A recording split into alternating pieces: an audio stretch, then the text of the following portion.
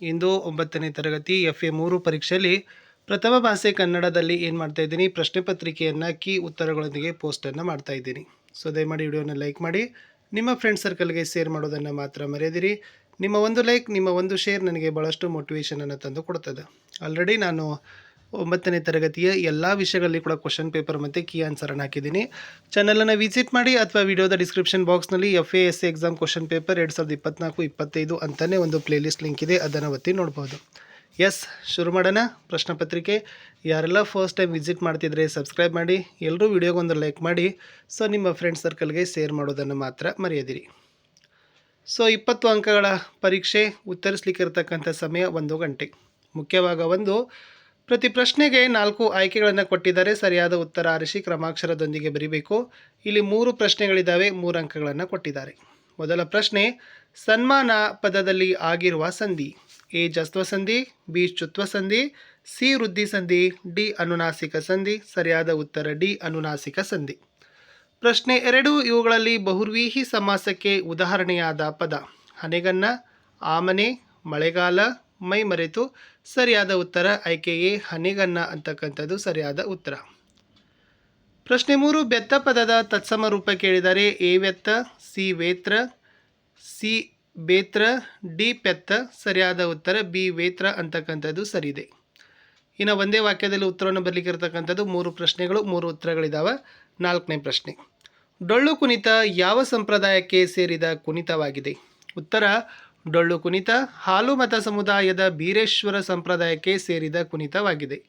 5ನೇ ಪ್ರಶ್ನೆ, ಕಾನನದ ಹಕ್ಕಿ ಏನು ಮಾಡುತ್ತಿದೆ? ಕಾನನದ ಹಕ್ಕಿಯು ಹನ್ನೆಲೆಗಳು ಉದುರುತಿಹ ಬರಿದಾದ ಮರಗಳನ್ನೇರಿ ಕಣ್ಣೀರು ಸುರಿಸುತ್ತಿದೆ. ಪ್ರಶ್ನೆ 3, ಅಜ್ಞಾನ ತೊಲಗಿಸಲು ಕವಯಿತ್ರಿ ಏನಾಗ ಬಯಸಿದ್ದಾರೆ? ಉತ್ತರ, ಮಾನವನ ಅಜ್ಞಾನ ತೊಲಗಿಸಲು ಕವಯಿತ್ರಿ ವಾಗ್ದೇವಿಯ ಕೈಯಲ್ಲಿರುವ ಗ್ರಂಥವಾಗಬೇಕು ಎಂದು ಬಯಸಿದ್ದಾರೆ. ಮುಂದಿನ 2 ಪ್ರಶ್ನೆಗಳಿದ್ದಾವೆ. ಸೊ ಪ್ರತಿಯೊಂದಕ್ಕೆ 2 ಅಂಕ, ಒಟ್ಟಾರೆ 4 ಅಂಕ. ಪ್ರತಿ ಸರಿಯಾದ ಉತ್ತರಕ್ಕೆ 2 ಅಂಕ. 3ರಿಂದ 4 ವಾಕ್ಯಗಳಲ್ಲಿ ಉತ್ತರಗಳನ್ನು ಬರೀತಕ್ಕಂಥ ವಿಭಾಗ. ಶಾಸನಗಳನ್ನು ಹಾಕಿಸುವುದರ ಬಗ್ಗೆ ಬಸವಣ್ಣನವರ ಅಭಿಪ್ರಾಯವೇನು? ಉತ್ತರ, ಒಂದು ಹೊಸ ಶಾಸನವನ್ನು ಬರೆಸುವುದಕ್ಕೆ ಒಂದು ಹೊಸ ಯುದ್ಧ, 500 ಹೊಸ ವೀರುಗಲ್ಲು, 1000 ಹಸಿ ವಿಧವೆಯರ ದುಃಖ, ಈ ಪರಾಕ್ರಮದ ವೆಚ್ಚಕ್ಕೆ ಹೊಸ ತೆರಿಗೆ, ಅರಮನೆಯಲ್ಲಿ ಜನರಿಗೆ ಬಿಟ್ಟಿ ಚಾಕರಿ, ಆಶ್ರಯ ಹಾಗೂ ಅವರ ಗೋಳು, ಕೊರೆದಿಟ್ಟ ಅಕ್ಷರಗಳನ್ನು ಓದುವುದಕ್ಕೆ ಕಣ್ಣು ಬೇಕು, ಹಾಡುವುದಕ್ಕೆ ನಾಲಗೆ ಬೇಕು, ಈ ಸ್ಥಾವರ ಶಿಲೆಗಳಿಂದ ಏನೂ ಆಗೋದಿಲ್ಲ, ಆದ್ದರಿಂದ ನಾವು ಮೊದಲು ಮನುಷ್ಯರ ಪರಿವೇ ಮಾಡಬೇಕು ಎಂದು ಬಸವಣ್ಣನವರು ಅಭಿಪ್ರಾಯ ಪಡ್ತಾರೆ. ಪ್ರಶ್ನೆ 2, ದೇವರ ಗುಡ್ಡರಿಗೆ ಕಂಸಾಳೆಯ ಬಗ್ಗೆ ಇರುವ ಗೌರವ ಭಾವನೆ ಹೇಗೆ ವ್ಯಕ್ತಗೊಂಡಿದೆ? ಉತ್ತರ, ಕಂಸಾಳೆಯ ಮಹಿಮೆ ಅಪಾರ ಎಂದು ಭಾವಿಸುವ ಗುಡ್ಡರು ಅದನ್ನು ಪೂಜಿಸ್ತಾರೆ.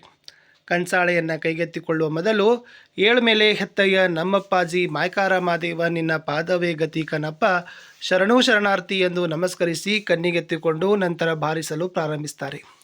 ಹೀಗೆ ದೇವರ ಗುಡ್ಡರಿಗೆ ಕಂಸಾಳೆಯ ಬಗ್ಗೆ ಇರುವ ಭಾವನೆ ವ್ಯಕ್ತಗೊಳ್ಳುತ್ತದೆ. ಮುಂದಿನ ಪ್ರಶ್ನೆ, ಕವಿ ಸಾಹಿತಿಗಳ ಪರಿಚಯವನ್ನು ಸ್ಥಳ ಕಾಲ ಕೃತಿಗಳಲ್ಲಿ ವಾಕ್ಯ ರೂಪದಲ್ಲಿ ಬರೀಬೇಕು. 1 ಪ್ರಶ್ನೆ, 1ಕ್ಕೆ 2 ಅಂಕ, ಒಟ್ಟಾರೆ 2 ಅಂಕ.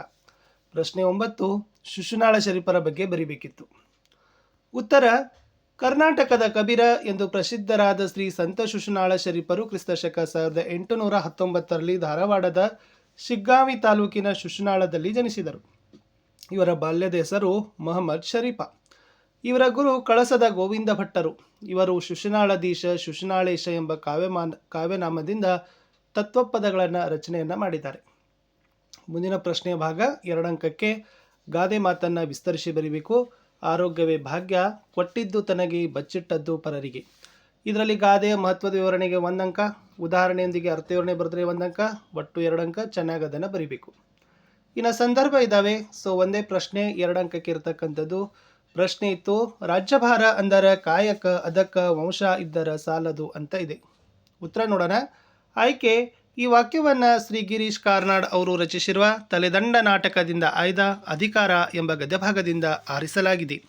ಸಂದರ್ಭ, ಬಿಚ್ಚಳನು ಮಂಚನ್ನ ಕ್ರಮಿತನೊಡನೆ ಬಸವಣ್ಣನ ಬಗ್ಗೆ ಮಾತನಾಡುವಾಗ, ನಾನು ಚಾಲುಕ್ಯರ ಸಾಮಂತನಾಗಿದ್ದಾಗ ಮಂಗಳವಾಡಕ್ಕೆ ಬಂದ ಬಸವಣ್ಣನಿಗೆ 20 ವರ್ಷಗಳು ಸಹ ಆಗಿರಲಿಲ್ಲ.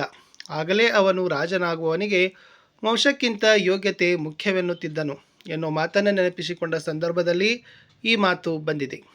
ಸ್ವಾರಸ್ಯ, ರಾಜನಾದವನು ಅಧಿಕಾರವನ್ನು ತನ್ನ ಸಾಮರ್ಥ್ಯ ಹಾಗೂ ಯೋಗ್ಯತೆಯಿಂದ ಪಡೆಯಬೇಕೇ ಹೊರತು ಆ ವಂಶದಲ್ಲಿ ಹುಟ್ಟಿದ ಕಾರಣಕ್ಕಾಗಿ ಅಲ್ಲ ಎನ್ನೋ ಬಸವಣ್ಣನ ಅಭಿಪ್ರಾಯವು ಸ್ವಾರಸ್ಯವಾಗಿ ಅಭಿವ್ಯಕ್ತಗೊಂಡಿದೆ.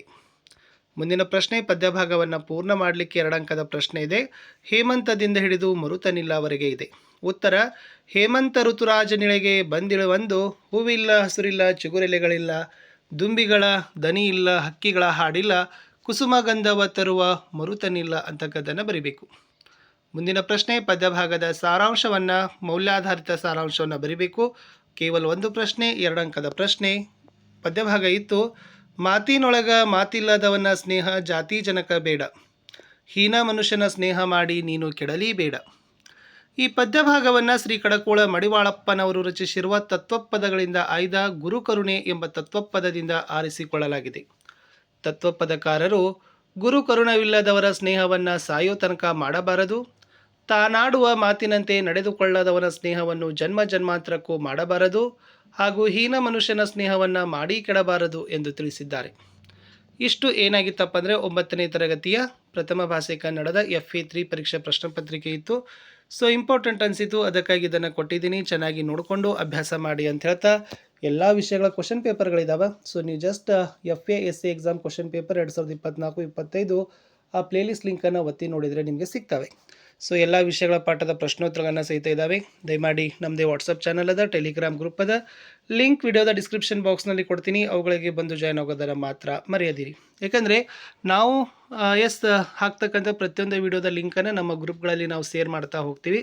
ಸೊ ಇದು ಕೇವಲ ಮಾಡೆಲ್ ಆಗಿರ್ತಕ್ಕಂಥ ಕ್ವಶನ್ ಪೇಪರ್, ಬಟ್ ಪ್ರಶ್ನೆ ರಿಪೀಟ್ ಆಗ್ತಕ್ಕಂಥ ಚಾನ್ಸಸ್ ಇದೆ. ಪ್ಯಾಟರ್ನ್ ನಿಮಗೆ ಅರ್ಥ ಆಗ್ತದೆ ಅಂತ ಹೇಳ್ತಾ ಸಿಗುವ ಹೊಸ ವಿಡಿಯೋದಲ್ಲಿ. ಇಲ್ಲಿಯವರೆಗೆ ವಿಡಿಯೋ ವೀಕ್ಷಿಸಿದ್ದಕ್ಕಾಗಿ ಧನ್ಯವಾದಗಳು. ಮತ್ತೊಮ್ಮೆ ಹೇಳ್ತಾ ಇದ್ದೀವಿ, 9ನೇ ತರಗತಿಯ ಎಲ್ಲ ವಿಷಯಗಳಲ್ಲಿ ಕೂಡ, ಸೊ ಗಣಿತವೊಂದನ್ನು ಬಿಟ್ಟು ಎಲ್ಲ ವಿಷಯಗಳಲ್ಲಿ ಕೂಡ ಪ್ರಶ್ನೆ ಪತ್ರಿಕೆ ಪ್ರಶ್ನೋತ್ತರಗಳನ್ನು, ಪಾಸಿಂಗ್ ಸ್ಕೋರಿಂಗ್ ಪ್ಯಾಕೇಜ್ಗಳು ಸಿಗ್ತಾ ಇದ್ದಾವೆ. ಸೊ ದಯಮಾಡಿ ಅವುಗಳನ್ನು ನೀವು ನೋಡಿದರೆ ಖಂಡಿತವಾಗಿ ಒಳ್ಳೆಯ ಅಂಕಗಳನ್ನು ಗಳಿಸ್ತೀರಿ ಅಂತ ಹೇಳ್ತಾ ಸಿಗುವ ಹೊಸ ವಿಡಿಯೋದಲ್ಲಿ. ಅಂಟಿಲ್ ಟೇಕ್ ಕೇರ್, ಬಾಯ್.